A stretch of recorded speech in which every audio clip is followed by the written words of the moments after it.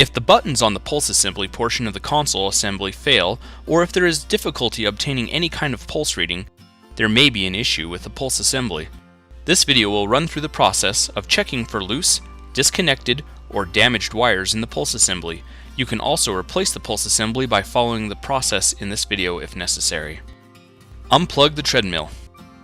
Using a Phillips head screwdriver, remove the 4 screws from below the center of the pulse assembly. You will also need to remove 2 more screws, one at each end of the pulse grips near the handrails. Carefully lift the pulse assembly away from the pulse crossbar. Look for any loose or disconnected wires. If wires have been pulled loose from the pulse grips, they can be easily reconnected to the pulse plates. If wires have been disconnected from the circuit boards, they can be reconnected to the headers.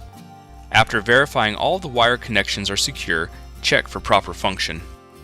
If the buttons or pulse fail to respond correctly, or you find the wires in the pulse assembly are damaged, the pulse assembly should be replaced.